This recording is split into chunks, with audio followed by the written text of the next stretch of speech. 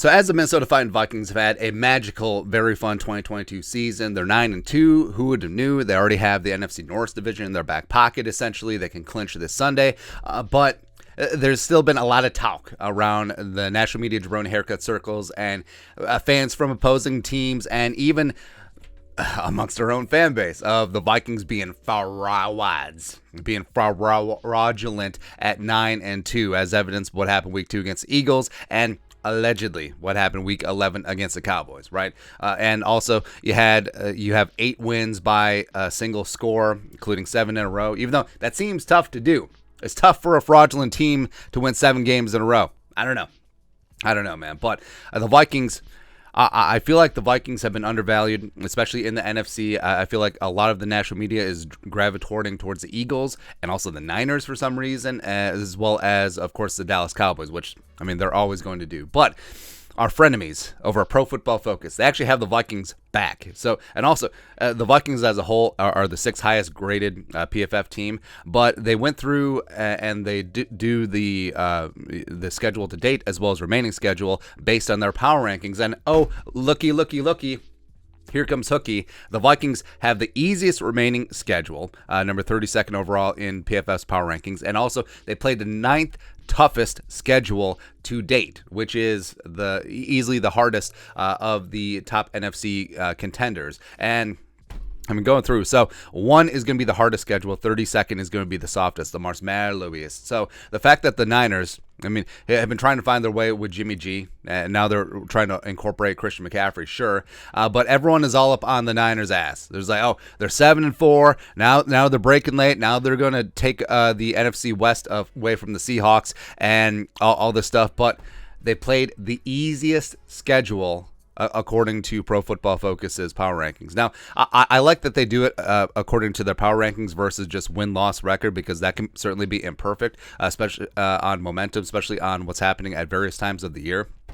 But also you look, the Seahawks are the 30th. The Eagles actually have played the 29th easiest schedule so far. And, of course, yes, this is thrown off a bit because, well, first off, the Cowboys played the 22nd easiest schedule so far. They've already played each other once, so you factor that in. And also, both teams have played the Vikings. So the rest of that schedule, because you got a couple really good teams in there, has to be so soft that it's just incredible, man. Giants 28th, Commies 23rd.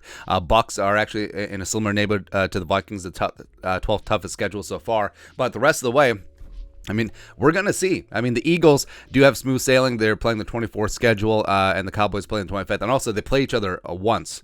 And also, the Eagles play the Giants twice. So, the rest of that schedule has to be weighed down just by Garbaggio, right? The Niners play a slightly tougher schedule, but also that could be because the NFC West is so garbage this year.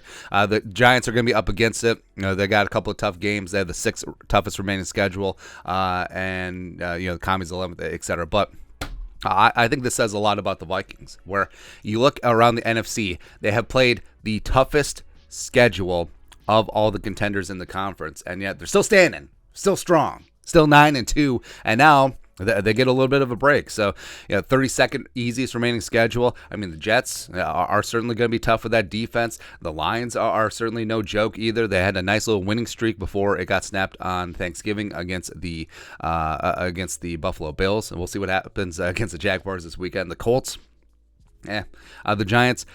Maybe the Giants peaked a little bit too early. Maybe they were certainly a little bit over their skis. It is what it is. The Packers are garbage and the Bears are garbage. So I think the Vikings do have this beautiful opportunity to rack up and stack up a number of wins and potentially finish the season 14-3. Maybe if everything goes perfectly, 15-2. And I do think that the Vikings could have an opportunity to catch the Eagles given their remaining schedule. I think that they're starting the quadrant of really tough games where they're playing the Tennessee Titans and trying to stop Derrick Henry. And then they got 3 games on the road, and Justin Fields will be back for the Bears. So, I mean, the Vikings, don't rule them out. Do not rule out the Vikings for potentially snatching that 1 seed away, given what's happened so far, where they've been forged through the heat and the battles. They've had some really tough games against good opponents, and they're still standing. We're still strong. And now it's time to rack up some wins. against the easiest remaining schedule according to Pro Football Focus. But your thoughts are thoughts. Vikings have been through the ringer so far, done very well, and now have the easiest remaining schedule. Let us know your thoughts and our thoughts on PFF's thoughts in the comment section below. Subscribe for daily Vikings takes. Want to support the work? Put a little something in the Venmo. But till next time, Skol, production value.